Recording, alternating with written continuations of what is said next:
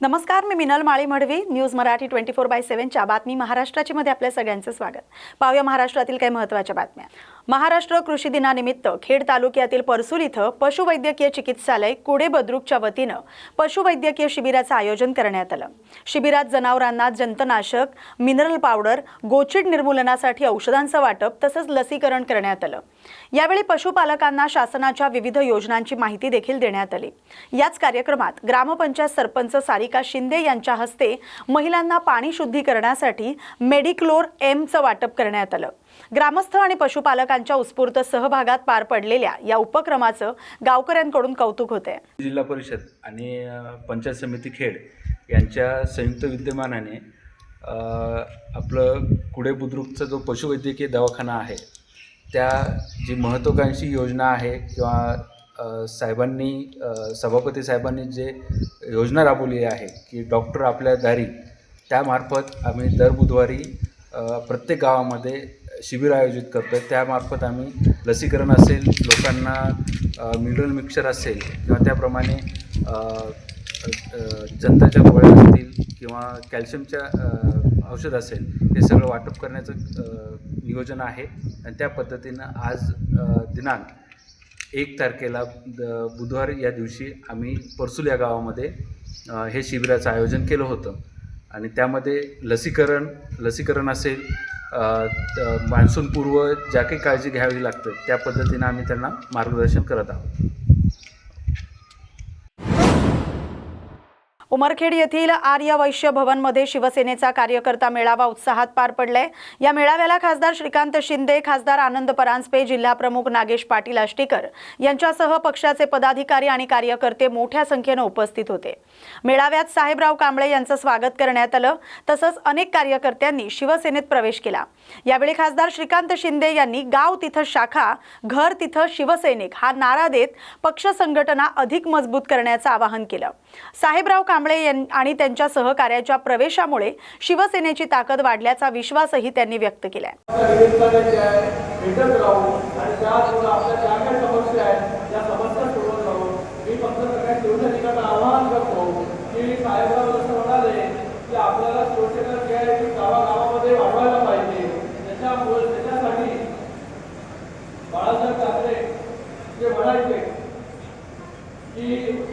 गाव तिथे शाखा आणि घर तिथे शिवसैनिक, हे जे आहे आपल्याला पुन्हा एकदा तुम्ही या उमरखेडमध्ये करणं गरजेचं आहे. जेणेकरून उमरखेडमध्ये शिवसेनेची ताकद जी आहे ती काही ठिकाणी वाढेल. मी आपल्या सगळ्यांना विनंती करतो की आपण सगळ्यांनी जे आहे या मोहिमेसाठी सुरुवात करा आणि आपल्या ज्या काही समस्या असतील त्या सर्व समस्या सोडवण्यासाठी आपण सगळे लोक जे तुमच्या बरोबर जे आहे येणाऱ्या काळामध्ये देखील उभं राहू. धन्यवाद. जय हिंद, जय भारत.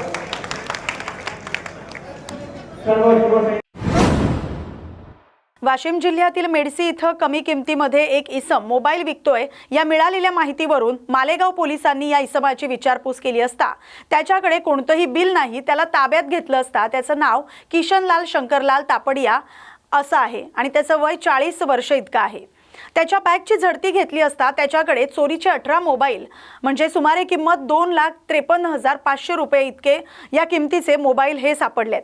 रेल्वेमध्ये प्रवासी लोकांचे हे चोरले असल्यामुळे त्यांनी ते सांगितलेले आहे आणि त्याच्यावर कलम 124 प्रमाणे कारवाई करून त्याला अटक केली. पुढील तपास पोलीस करतायत.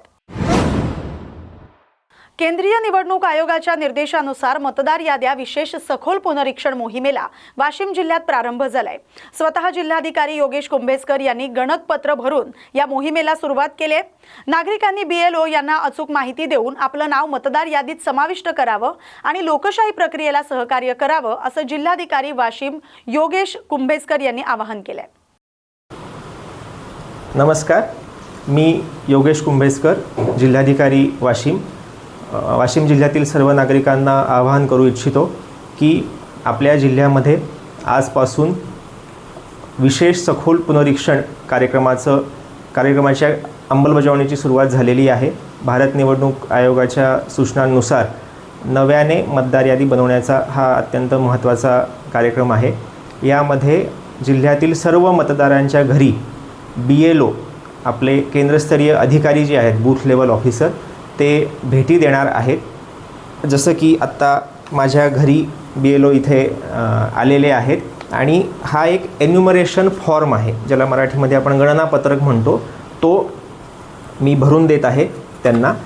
एन्युमरेशन फॉर्ममध्ये आपल्याला माहिती काय भरायची आहे तर 2002 या वर्षी तुमचं स्वतःचं नाव मतदार यादीमध्ये कुठं होतं किंवा तुमचे आई वडील किंवा आजी आजोबा यांचं नाव मतदार यादीमध्ये कुठं होतं ती माहिती भरायची आहे, जेणेकरून आपली आजची माहिती आणि 2002मधली माहिती ही अशी मॅप होऊन जाईल. ही माहिती शोधणं हे देखील खूप सोपं आहे. तुम्ही voters.eci.gov.in या संकेतस्थळावर जाऊन स्वतःचं नाव किंवा स्वतःच्या नातेवाईकांचं नाव 2002मधल्या यादीतलं सर्च करू शकता किंवा प्ले स्टोअरवर ECI नेट आपल्या इलेक्शन कमिशनचं ॲप देखील उपलब्ध आहे, ते तुम्ही डाउनलोड करून त्याच्यावर देखील हा सर्च करू शकता. या प्रक्रियेमध्ये BLOंना सर्व नागरिकांनी सहकार्य करावं हे आवाहन आहे. या संकेतस्थळावर जाऊन आपण स्वतः देखील स्वतःचा एन्युमरेशन फॉर्म किंवा गणनापत्रक भरू शकता. ती देखील सोय निवडणूक आयोगाने उपलब्ध करून दिलेली आहे. तर सर्वांना हेच आवाहन आहे की आपलं नाव मतदार यादीमध्ये येण्यासाठी 30 जून ते 29 जुलै या कालावधीमध्ये ही महत्त्वाची जी पुनरीक्षण प्रक्रिया होणार आहे त्यामध्ये आपण सहभाग नोंदवावा. धन्यवाद. शेगाव येथील श्री संत गजानन महाराज पालखीचं प्रस्थान झालंय. पालखी आज विदर्भातून मराठवाड्यात आगमन झाले. सीमेवर भव्य दिव्य असं तिचं स्वागत करण्यात आलं. हिंगोली विधानसभा सीमेवर श्री गजानन महाराज पालखीचं स्वागत करून दर्शन घेतलं गेलंय. श्री संत गजानन महाराज समाजातील प्रत्येक घटकाला सुखी समाधानी ठेव, शेतकरी कष्टकऱ्याला चांगले दिवस येऊ दे, भरपूर पाऊस पडू दे हे साकडं श्रीचरणी घातलं गेलंय. यावेळी पालखीचं स्वागत करण्यात आलंय आणि दर्शन घेऊन नतमस्तक होऊन बळीराजा तसंच सर्व कष्टकरी शेतकरी आणि मजुरांना चांगले दिवस यावे अशी मागणी करण्यात आली. यावेळी हजारो भाविक भक्तांनी दर्शनाचा लाभ घेतला. नांदेड जिल्ह्यातील लोहा पोलीस ठाण्यात पोलीस निरीक्षक चंद्रकांत जाधव यांच्या उपस्थितीत पोलीस अधिकारी आणि कर्मचाऱ्यांचा सेवापूर्ती सत्कार सोहळा उत्साहात पार पडला. सेवापूर्ती निमित्त पोलीस उपनिरीक्षक सोन कांबळे, पोलीस उपनिरीक्षक निवळे, पोलीस हेड कॉन्स्टेबल मुलमवाड यांचा सन्मान करण्यात आलाय. दीर्घ सेवेकाळात या अधिकारी आणि कर्मचाऱ्यांनी प्रामाणिकपणे कर्तव्य बजावत पोलीस विभागाची जबाबदारी समर्थपणे पार पाडली. त्यांच्या उत्कृष्ट कामगिरीचा गौरव करत लोहा पोलीस ठाण्याच्या वतीनं त्यांचा सेवापूर्ती सत्कार करण्यात आला. यावेळी पोलीस निरीक्षक चंद्रकांत जाधव यांनी त्यांच्या सेवाभावाचं कौतुक करत पुढील आयुष्यासाठी शुभेच्छा दिल्या. सेलू येथील बोर्डीकर्स पोद्दार लर्न स्कूलमध्ये राष्ट्रीय कृषी दिन आणि डॉक्टर डे विविध उपक्रमांच्या माध्यमातून उत्साहात साजरा करण्यात आला. विद्यार्थ्यांनी शेतकरी, डॉक्टर, परिचारिका आणि कृषी क्षेत्राशी संबंधित व्यक्तिमत्वाच्या वेशभूषा साकारत त्यांच्या कार्याचं महत्त्व प्रभावीपणे मांडलं. यावेळी कृषी आणि आरोग्य विषयांवर आधारित नृत्य, नाटिका आणि भाषणांचं सादरीकरण करण्यात आलं. कार्यक्रमाच्या शेवटी मुख्याध्यापिका ऋतू मॅडम यांनी शेतकरी हे अन्नदाता आणि डॉक्टर हे जीवनदाते असल्याचं सांगत विद्यार्थ्यांनी त्यांच्या कार्याबद्दल आदर आणि कृतज्ञता बाळगावी असा संदेश दिला. विद्यार्थ्यांच्या उत्स्फूर्त सहभागामुळे कार्यक्रम प्रेरणादायी वातावरणात पार पडला. आनंदी गुरुकुल भाषण कला अकॅडमी अकोला आणि निवेदिका मृणालिनी दहिकर यांच्या संयुक्त विद्यमाने 5 जुलै रोजी यवतमाळ इथं एक दिवसीय भाषण कला कार्यक्रमाचं कार्यशाळेचं आयोजन करण्यात आले. दुपारी 12 ते संध्याकाळी 5 या वेळेत होणाऱ्या या कार्यशाळेत व्यक्तिमत्व विकास, प्रभावी संवाद कौशल्य, वक्तृत्व, सूत्रसंचालन आणि स्टेजवरील आत्मविश्वास वाढवण्यावर मार्गदर्शन केलं जाणार आहे. या कार्यशाळेत प्राध्यापिका डॉक्टर दीपाली आतिश सोसे आणि प्राध्यापक आतिश सोसे हे प्रमुख प्रशिक्षण म्हणून मार्गदर्शक करणार आहेत. विद्यार्थी, शिक्षक, पालक, व्यावसायिक आणि सर्व वयोगटातील इच्छुकांसाठी ही कार्यशाळा खुली असून प्रत्येक स्टेज सरावाची संधी देखील उपलब्ध होणार आहे. प्रवेश संख्या मर्यादित असल्याने इच्छुकांनी लवकरात लवकर नोंदणी करण्याचं आवाहन आयोजकांनी केले. नमस्कार, मी प्राध्यापक आतिश सोसे, प्रशिक्षक आनंदी गुरुकुल भाषण कला अकॅडमी अकोला. यवतमाळकरांसाठी मी अतिशय आनंदाची आणि महत्त्वाची बातमी घेऊन आलो आहे. रविवार दिनांक 5 जुलै 2026 रोजी आपल्या यवतमाळमध्ये आनंदी गुरुकुल भाषण कला कार्यशाळेचं भव्य प्रमाणामध्ये आयोजन करण्यात आलं आहे.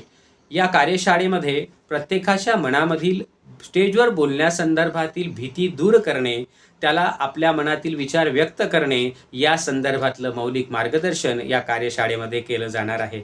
या कार्यशाळेच्या प्रमुख प्रशिक्षक म्हणून आनंदी गुरुकुल द ग्रुप ऑफ एज्युकेशनच्या संस्थापक तसा भाषण कला अकॅडमीच्या संस्थापक प्राध्यापक डॉक्टर दीपाली आतिश सोसे ह्या स्वतः मार्गदर्शन करणार आहेत. खरं तर त्यांची 66 पुस्तकं जी अभ्यासक्रमामध्ये सुद्धा CBSE आणि ICSE बोर्डमध्ये आहेत. त्याशिवाय त्यांना राज्य, राष्ट्रीय आणि आंतरराष्ट्रीय स्तरावरील तब्बल 76 पुरस्कारांनी सन्मानित करण्यात आलं आहे. आजवर त्यांच्याकडे शेकडो विद्यार्थ्यांनी भाषण कला, अभिनय कला, सूत्रसंचालन कला, मुलाखत कला अशा विविध कलांच्या संदर्भामध्ये प्रशिक्षण घेतलेलं आहे. भाषण कलेच्या संदर्भामध्ये आजवर प्रख्यात लोकप्रतिनिधी, प्रशासकीय अधिकारी, विद्यार्थी, शिक्षक अशा तसेच विविध क्षेत्रातील मान्यवरांनी आजवर प्रशिक्षण घेतले आहे आणि उत्तम प्रकारे ते आपापल्या क्षेत्रामध्ये आपल्या वक्तृत्वाने अनेकांची मनं जिंकत आहेत.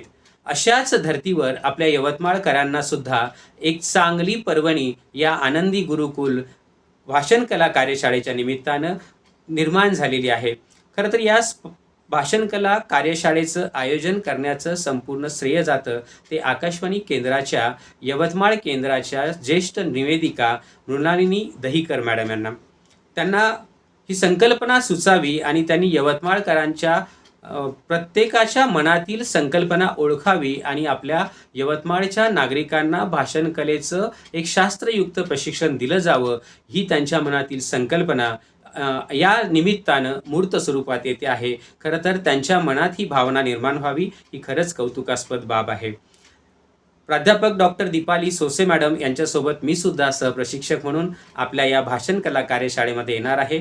मला आजवर आलेले अनेक अनुभव महाराष्ट्र राज्य मराठी विश्वकोश निर्मिती मंडळामध्ये सहसंपादक असताना अनेक मान्यवरांच्या मुलाखती घेण्याचं मिळालेलं सौभाग्य, अनेक व्यासपीठांवर भाषण कला या निमित्तानं बोलण्याची मिळालेली संधी अशा अनेक अनुभवांशी आपल्याशी मला सुसंवाद साधता येईल आणि या निमित्तानं एक चांगली भाषण कला कार्यशाळा यवतमाळमध्ये आयोजित करता येईल.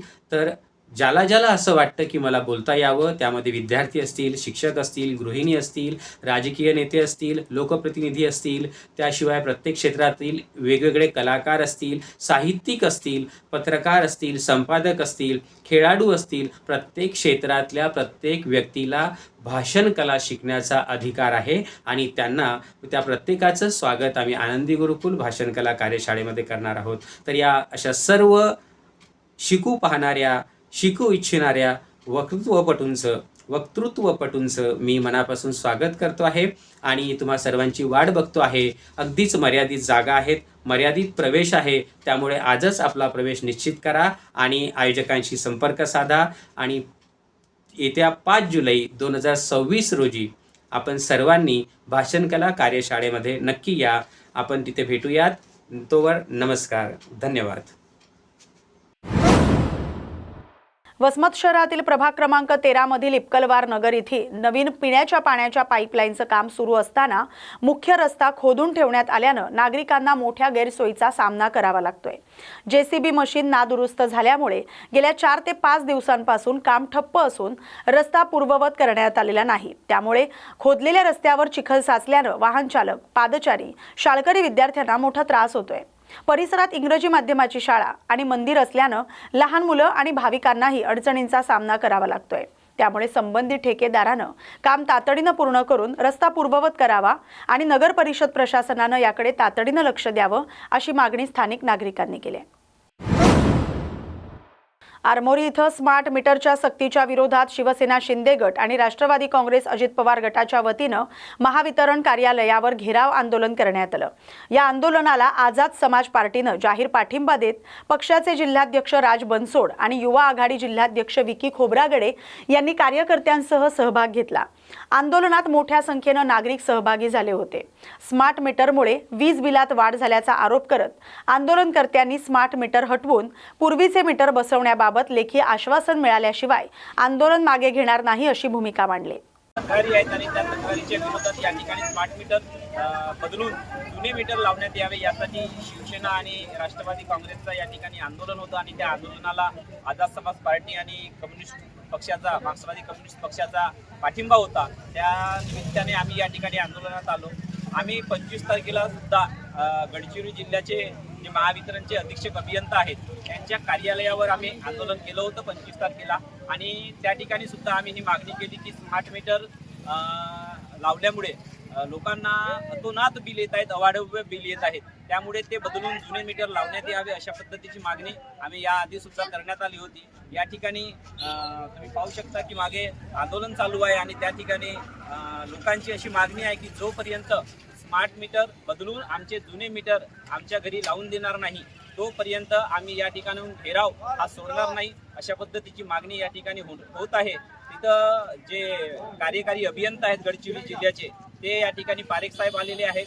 ते म्हणत आहेत की आम्ही चौकशी करणार आणि त्याच्यानंतर ठरवणार. परंतु लोकांची मागणीच आहे की आम्हाला जोपर्यंत आज तुम्ही स्मार्ट मीटर बदलण्यासंदर्भात लेखी आम्हाला काही लिहून देत नाही तोपर्यंत आंदोलन काही हटणार नाही. आणि हा विषय आम्ही या ठिकाणी मांडतो की हा विषय काही केवळ एखाद्या जिल्ह्याचा नाही किंवा विदर्भाचा नाही, हा संपूर्ण महाराष्ट्राचा विषय आहे. हा विषय निव्वळ रस्त्यावरच्या आंदोलनाने संपणारा नाही आहे, तर मुंबई या ठिकाणी आता पावसाळी अधिवेशन सुरू आहे आणि आम्ही त्या पावसाळी अधिवेशनामध्ये विरोधी पक्षाला अशी विनंती करत आहोत की त्यांनी हा मुद्दा अधिवेशनामध्ये मांडून या संदर्भात शासनाला ठेरावं अशी आम्ही मागणी या ठिकाणी करत आहोत. संग्रामपूर तालुक्यातील टुणकी बुद्रुक येथील जिल्हा परिषद मराठी उच्च प्राथमिक शाळेसाठी वारी इंडियन फाउंडेशनच्या माध्यमातून उभारण्यात आलेली सुसज्ज 2 मजली इमारत ग्रामपंचायतीकडे हस्तांतरित करण्यात आली. या नव्या इमारतीमुळे विद्यार्थ्यांना आधुनिक आणि प्रशस्त शैक्षणिक सुविधा उपलब्ध झाल्यात. मुंबई स्थित उद्योगपती तसंच शाळेचे माजी विद्यार्थी पंकज दोशी, किरीट दोशी आणि हितेश दोशी तसंच वीरेन दोशी या भावंडांनी मातृशाळेप्रती असलेल्या जिव्हाळ्यातून हा सामाजिक उपक्रम राबवला. ग्रामपंचायतीकडे इमारतीचा अधिकृत ताबा देण्यात आलाय. नव्या वर्गखोल्या विद्यार्थ्यांच्या वापरासाठी सुरू करण्यात आल्या. या योगदानाबद्दल ग्रामस्थ, पालक आणि शिक्षकांनी दोषी परिवाराप्रती कृतज्ञता व्यक्त केली. जे काही विभाग असतात, शैक्षणिक विभाग असो, महसूल विभाग असो, पंचायत विभाग असो, प्रत्येक बाबतीत शासन हे सगळं असते.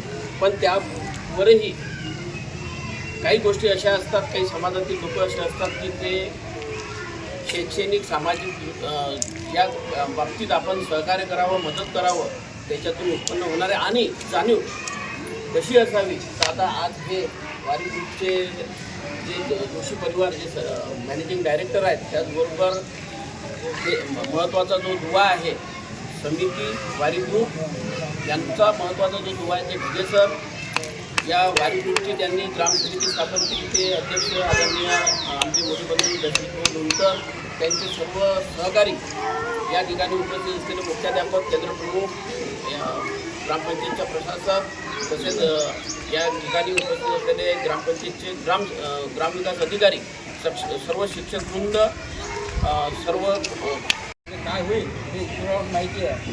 संकल्प त्यांनी केला, लोकांचं सहकार्य किती मिळते आणि पुढे किती काम होते हे सगळं आपल्या ईश्वरावरती आपण सोडून जातं. आपण या गावाचे नागरिक म्हणून प्रामाणिकपणे आपलं सहकार्य करण्याची भावना मात्र ठेवायची. कारण की सकारात्मकता भावना जर ठेवली तर कामं चांगली व्यवस्थित होतात, फक्त नकारात्मकता नको.